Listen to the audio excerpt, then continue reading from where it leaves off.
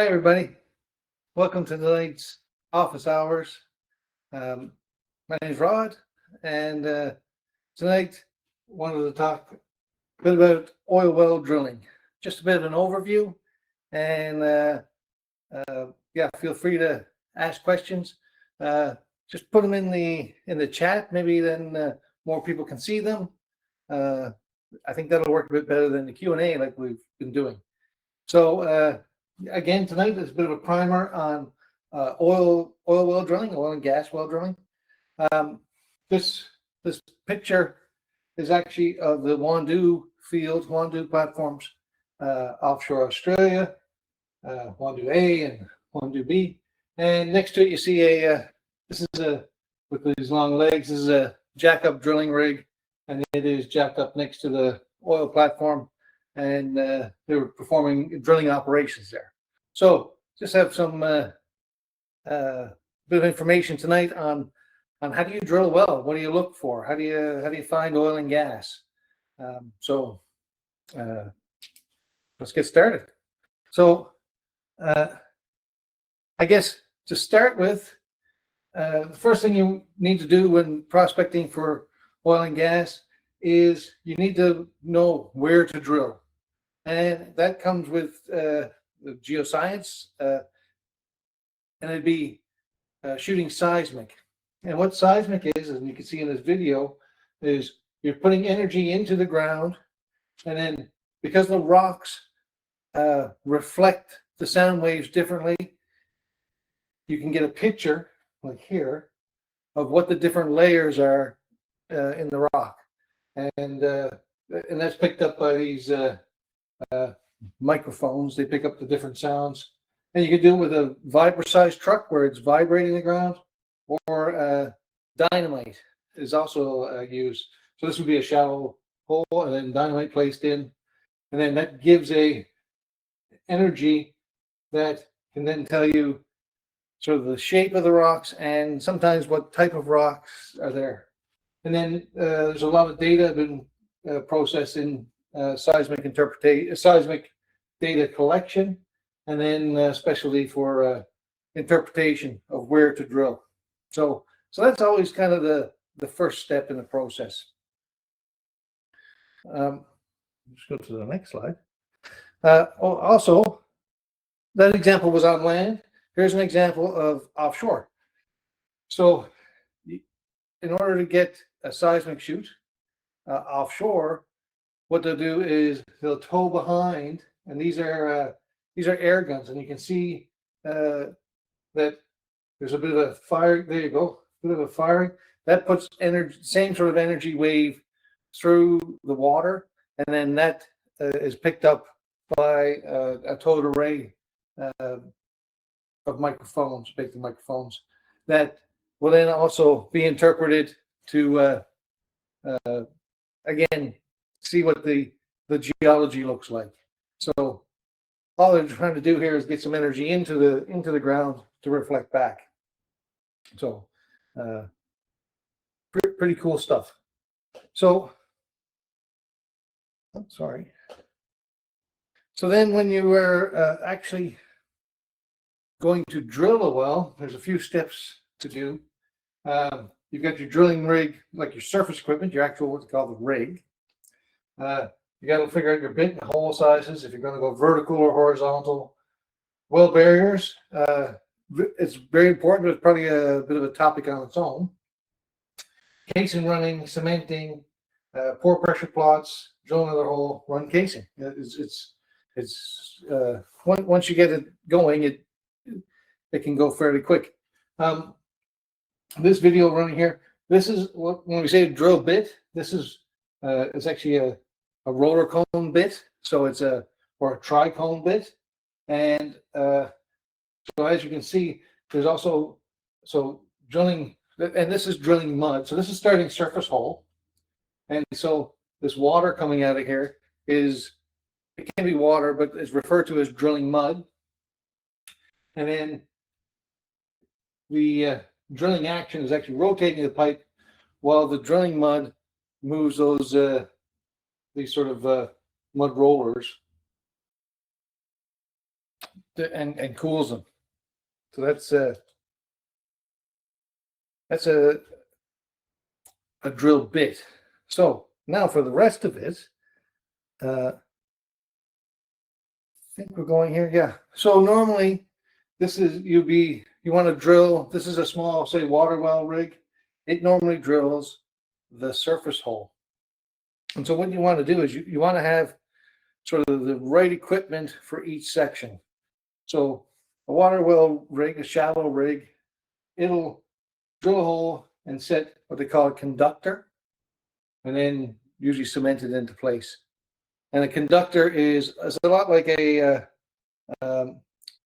culvert in a drain. It's just a metal thing to keep back all the sort of the loose dirt.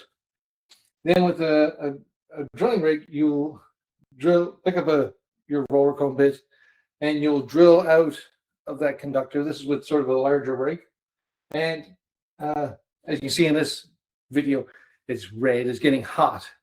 So one of the purposes of drilling mud is to keep the bit cool. So there's a drilling mud system at surface to cool this bit. The other thing that it does is it also transports the drilling cuttings back to surface to be handled in the drilling mud system, which you can kind of see happening here. It normally doesn't come up in a pit like that. It'll go to like a shell shakers and be processed. But as well as being drilled, you've now got a hole in the ground. Once you get down so far, you want to run casing, which is just steel pipe. And between the casing and the hole that's drilled, there's a space which is called an annulus.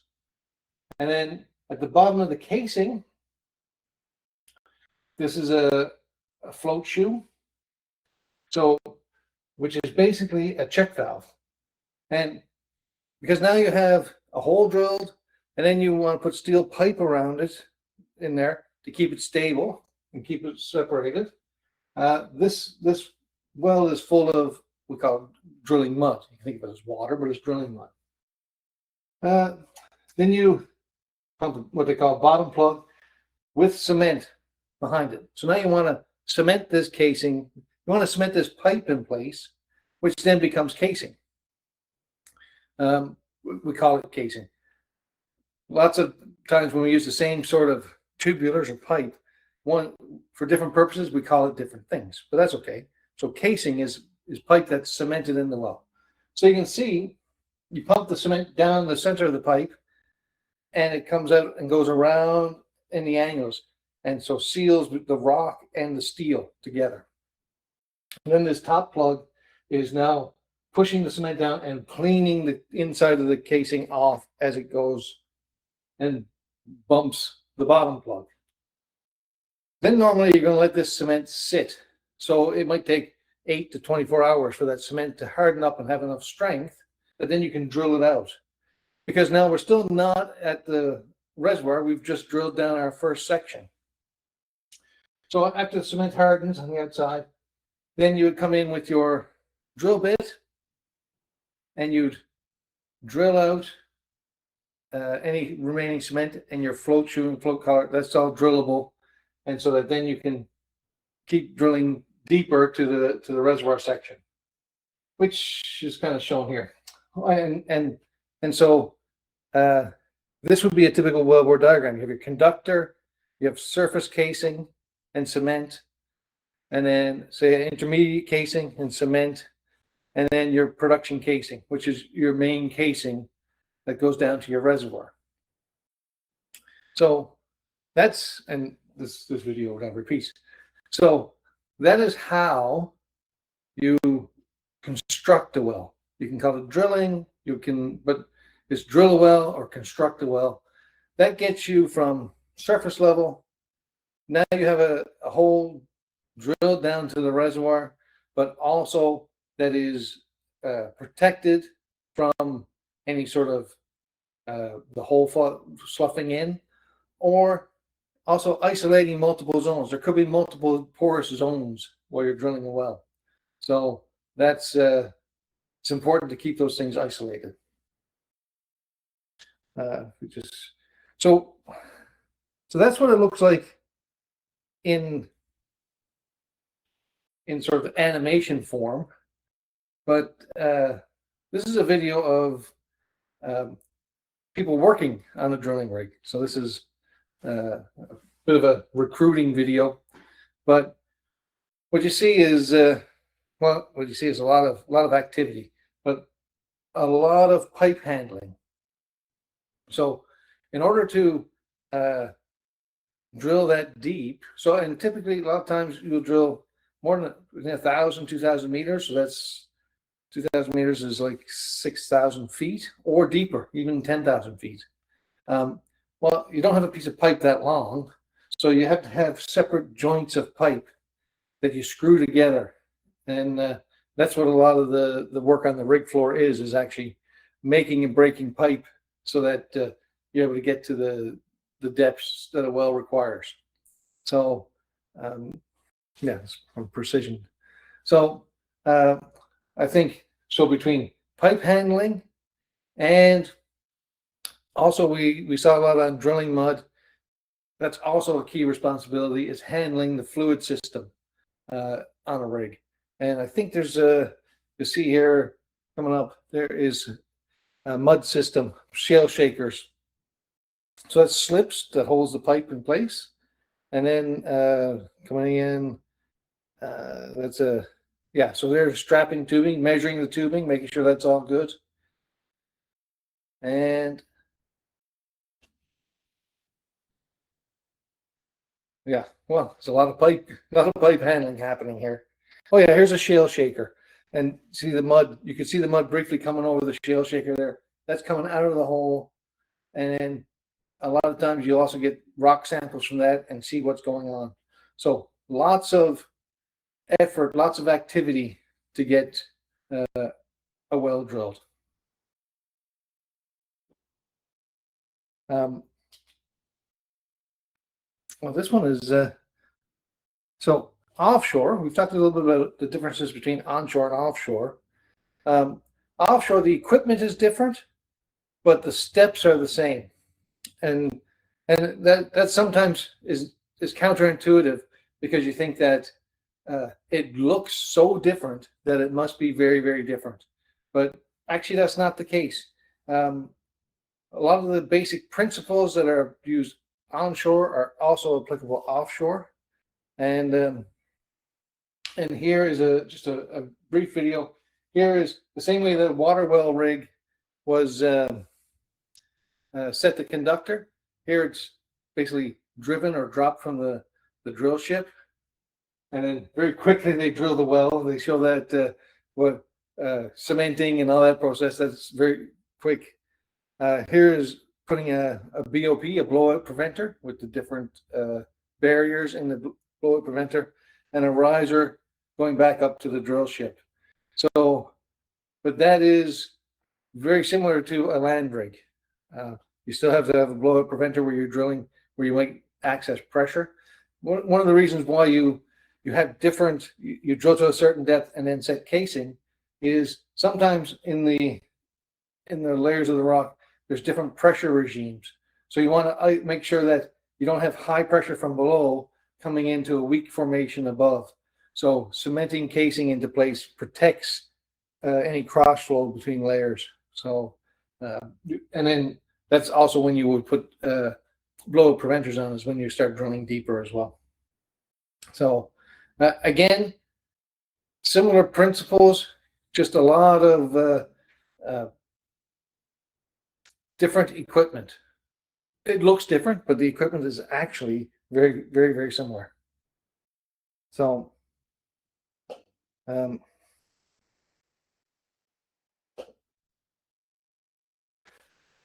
now there's also an option. All these examples are all with the wells going straight down. However, in a lot of situations, you don't want to necessarily drill straight down. Maybe the best target is over there, but you have to have your rig over here, especially in offshore. You need to be able to drill directionally. So with our bit, so you can put a mud motor on there, which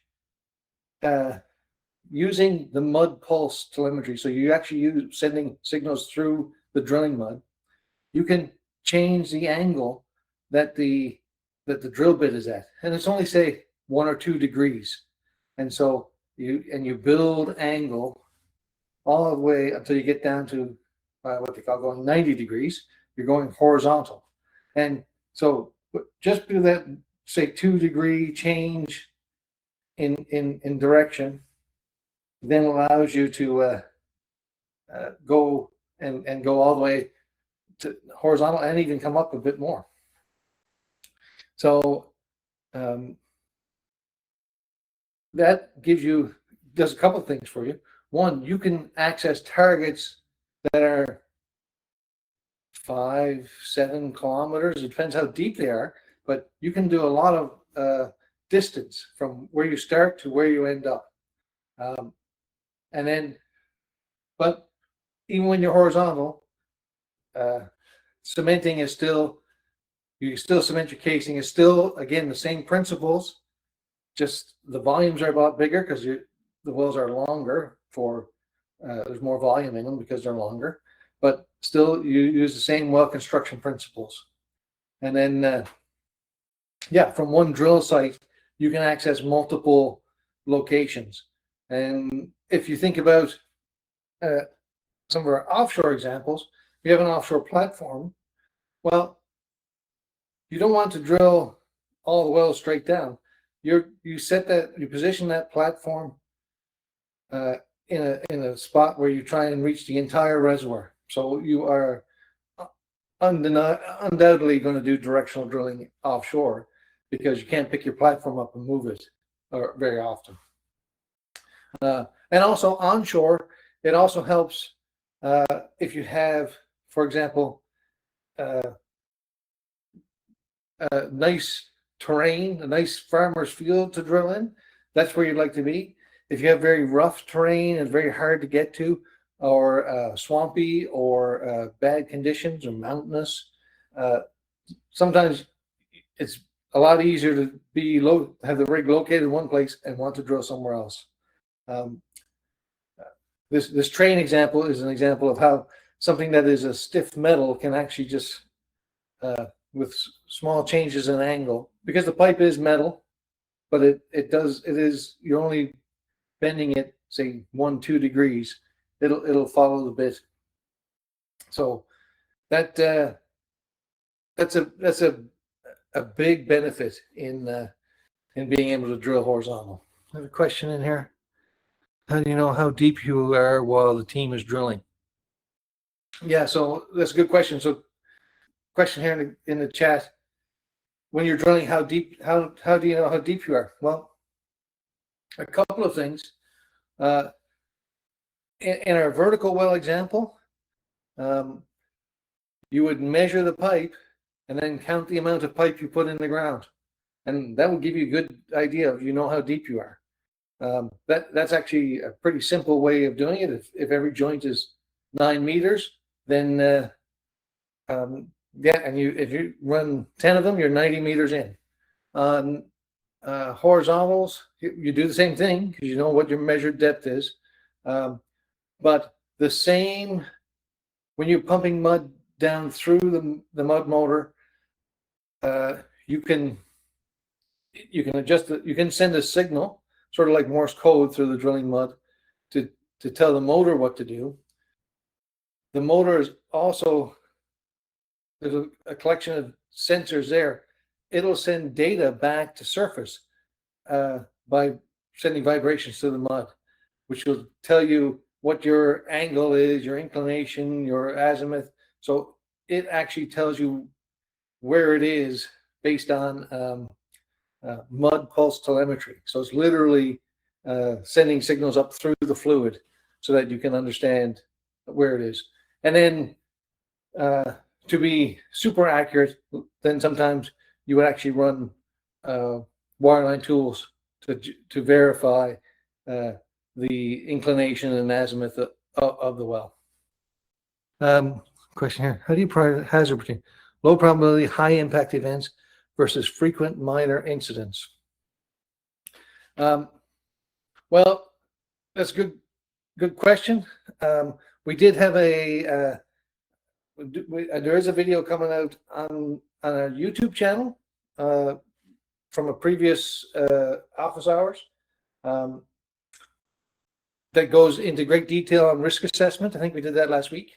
And so if you want to check that out, go to YouTube, and it's Ballycatcher TV.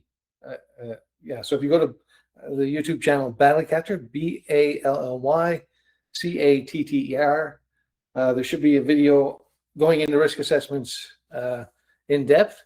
But I guess, and what we talked about was a lot of risk assessments is so that likelihood and consequence.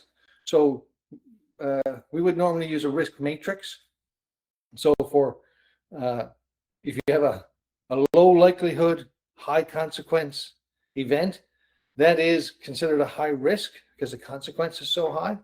And so then you put in measures to get that into as low as reasonably practical, ALARP, which would take it to, in a risk matrix, from red down to yellow or preferably green.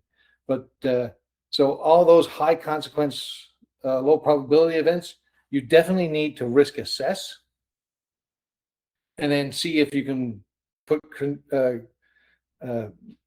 mitigative actions in place.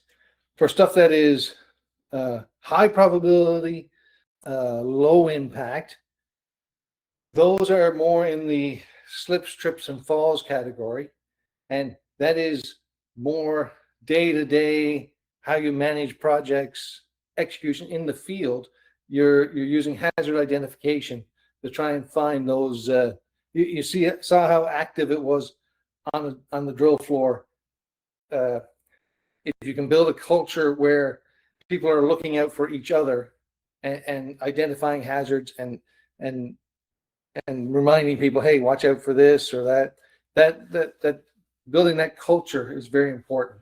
So, but what you want to do is have a system where, again, everything that you do is as low as reasonably practical. And so, and there's sometimes some of those high consequence, low probability events that you can't reduce the risk far enough that you don't do it. And so that is something that doesn't happen often, but it is something that you have to have a very disciplined culture. We are inclined to want to solve problems. As engineers, we want to solve problems. But sometimes if you can't get the risk down low enough, then you move on to take a different approach. So, but anyway, there's a lot on that on the YouTube video on risk assessments.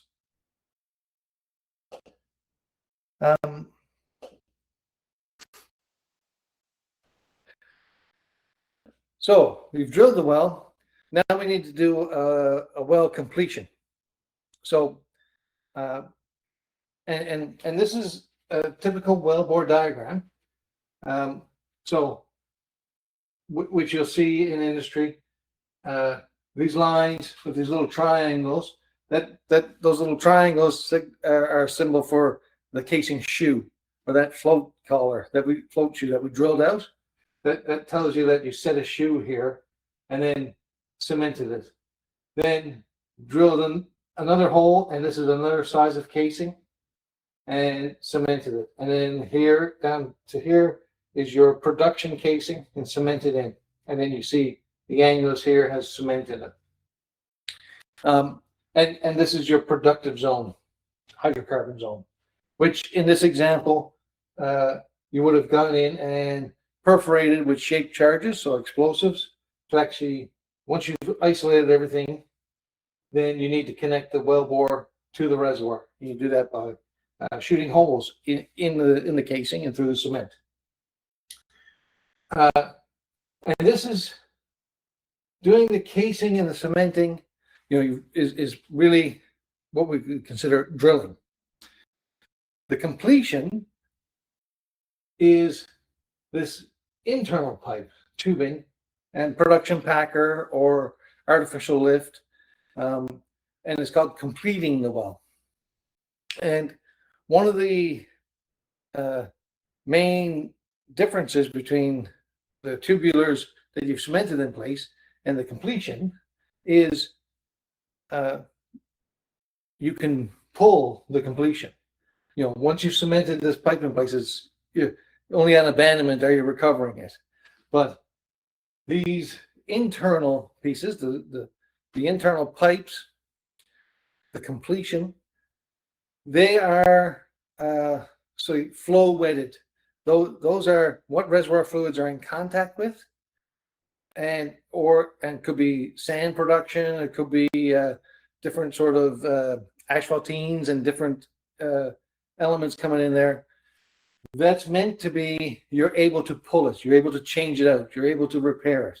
So you construct a well so that you have a solid base, and then what you've comes in contact with most of the fluid flow is changeable, so that you can, if it wears out after 10 years, you're able to change it out and give it another 10 years worth of life. That keeps wells active for a very long time. You'll hear talk of wells being 20, 30, 50 years old. But the completion has probably been changed, could have been changed multiple times since then. So it's a bit of it sounds really good to say, well, it's 50 years old, but the completion might only be 5 years old. So this is called a single zone cased hole. So one zone and cased off. Another example. Sorry, skip through one there. Another example, which is used to be kind of more common, but is a dual completion. And so in a dual completion, it's kind of what the name suggests. You have two zones, and so you can. There's a couple of different approaches. One is if you have a single completion and you just produce the bottom zone until it is depleted, and then you move up and you produce the top zone. So you would cement off the bottom zone. But if both these zones are really good, or the top zone is potentially better, or you need to produce it faster or sooner, you can do a dual completion. And a dual completion is this one string of tubing. This goes down here and is packered off here. So it's isolated from the rest of the well and produces this lower zone. On the short string, we call it, it goes through a packer, and this packer can take two pipes, and it is accessing the top zone. So that way you are producing, actually you have sort of two wells in one. And sometimes one zone will be a producer and another zone will be an injector. If you have a bunch of water from the top zone and you want to dispose of it, sometimes you can have a lower zone as a disposal well as well. So lots of interesting different types of completions that are available. Again, this is and we talked about horizontal wells and the importance of how big a benefit they have in drilling and accessing different targets. Again, in cartoon form, we draw them very similar. You have your casing, and again, these little triangles signify a casing shoe that we drilled out. And then, and of course, because you're drawing it on paper, this is a bit of exaggeration, this bend here, but if you had to draw it to scale, it would take you quite a lot of paper if you're going to do 1 or 2 degrees. So we just draw it like 90 degrees, And then the shoe, again, that shows where that casing has landed. And then out in the horizontal section, depending on the rock mechanics, depending on how competent this rock is, you can keep this open hole, or you can run another string of casing, or an aligner. An aligner is a string of casing that doesn't go all the way back to surface, but is hung off this string of casing. So that's referred to as a liner. Or sand screens. There's lots of, just as many completion options for horizontal, maybe more than there is for a vertical well. But here it's just a simple single tubing and a packer, and so the reservoir fluids would flow in here and then come up the tubing. So, and then, so I've talked about drilling. We've seen some drilling videos. When we look at completions, you can probably imagine, so you're not doing a lot of drilling, a lot of rotating. So you don't need the same amount of torque, but what you are doing is you are moving a lot of tubing in and out of the well. So I have a, this is tripping pipe. So this is a video. So the monkey board, so you have the drilling floor, the rig floor is down below, and then the derrick man is up in, he's up in the derrick, and his job is to, so all this tubing, and we call it, so pipe that is cemented in place we call casing. Pipe that's not cemented we call tubing. So the derrick man's job here is get a joint of pipe or stand of pipe out of the racks, and then he's got to put it and throw it into the elevator. So because the driller is picking up that crane, the blocks, and he's got to throw that pipe into the blocks, close the elevators, and then they'll pick that pipe up and put it down the well and trip it into the well, make another connection, and then another string of pipe. And if you say that, say each stand is 20 meters and you're doing 2,000 meters, you have to do this 100 times to get the pipe to the bottom of the well. And if you're going to come back out, that's another 100 times. So a lot of repetitive work, and this is a pretty fast video. Normally, this crew obviously has a lot of experience to be doing this quick.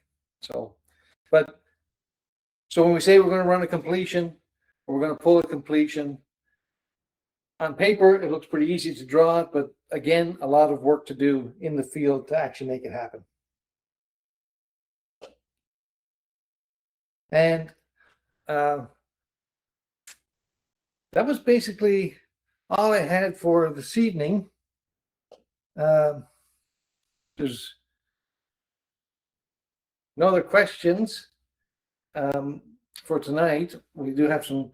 Then next week, hoping to do talk about artificial lift. So on these completions, we've drawn them as just pipe, but there's lots of different types of artificial lift. Pump jacks on rod pumps, electric submersible pumps, gas lift, all different ways that once the well is drilled and completed, when we go to production and we need to produce it, there's lots of different technology we use to maximize that. So with that, I'll hope to see you next week. And again, any comments or questions, just drop them in the chat. Okay, thanks. See you. Bye.